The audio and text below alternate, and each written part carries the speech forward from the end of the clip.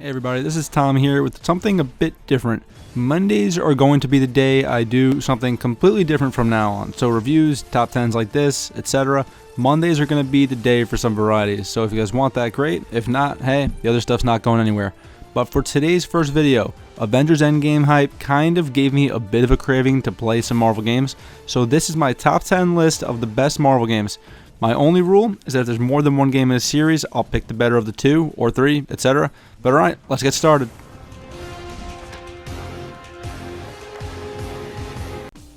So at number 10, we have Deadpool, developed by High Moon, who did the awesome Transformers Cybertron games.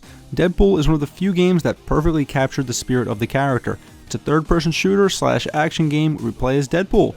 While not the most original game on the list, it definitely got enough laughs out of me to warrant it being on the list. And since this is a video game, Deadpool can not only poke fun at comic jokes, but he can also make fun of video games. And I can't think of another game where I could spend 10 minutes straight slapping Wolverine in the face. Time to wake Rise up! and shine, Stubby! Wake up! Up and at 'em! Fine then. That's for all the clown jokes. That's for never calling just to say hi. That's because I get aroused when I slap people.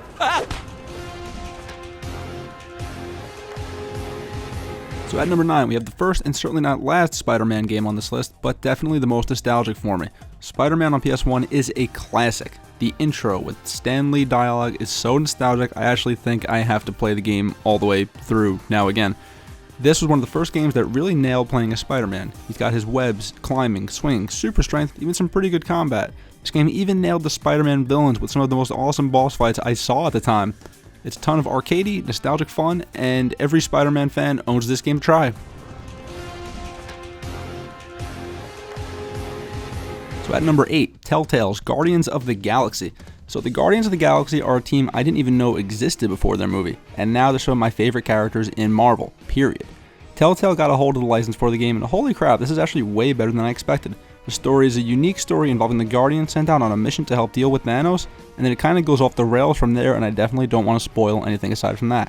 What I can say is that it's some more time playing with some of my favorite Marvel characters, and the story is definitely strong enough to keep pushing forward to the end. At number 7, Hulk, Ultimate Destruction. This is one of the hardest games to find on this list, but if you're looking for the premier Hulk experience, this is the game you need to play.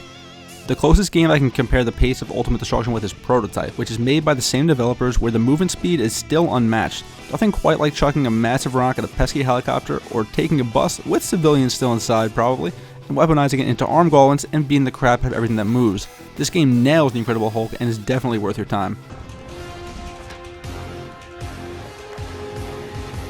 At number 6, Spider-Man Shattered Dimensions. The second Spider-Man game on this list out of 3, can you guess the last one? Shattered Dimensions is awesome. I especially enjoyed the game going for the Spider-Verse route and allowing 4 different playstyles between 4 different Spider-Men.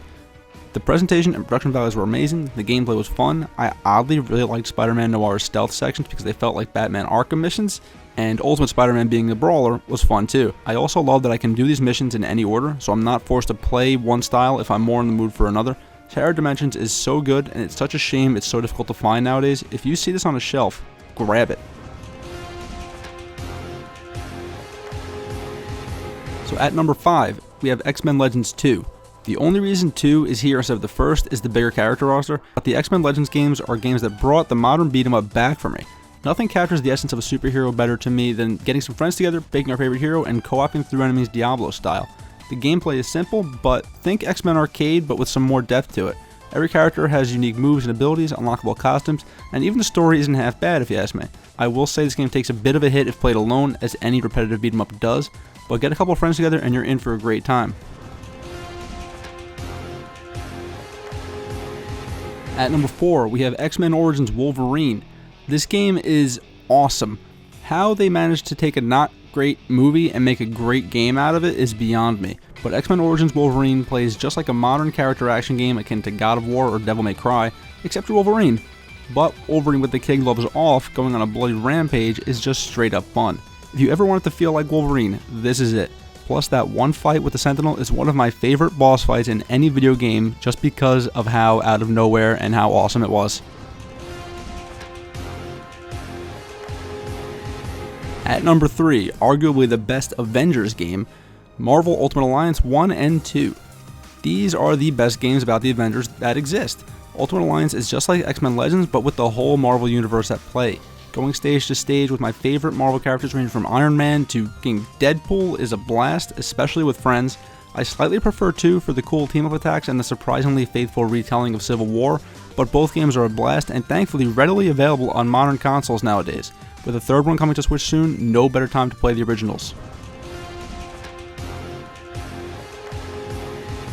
At number 2, we have the game that people who know me probably thought I would put as number 1, Ultimate Marvel vs. Capcom 3. And Marvel vs. Capcom 2 is also fully valid. But Ultimate Marvel vs. Capcom 3 was my game. It looked amazing, plays amazing, it has an amazing roster of Marvel and Capcom heroes and villains. This game was awesome. It's such a shame that Infinite really stepped back in some ways, but UMVC 3 is the only game I can think of where I can have a team of Magneto, Wesker, Doctor Doom, and destroy the Avengers and be so much fun in the process. While definitely a difficult series to get into and master, the visual spectacle and outright fun Marvel vs. Capcom presents cannot be ignored, as MVC 2 and 3 are some of the best fighting games ever created. And at number 1, we have the incredibly obvious choice, but the best choice clearly, Spider-Man on PS4 by Insomniac.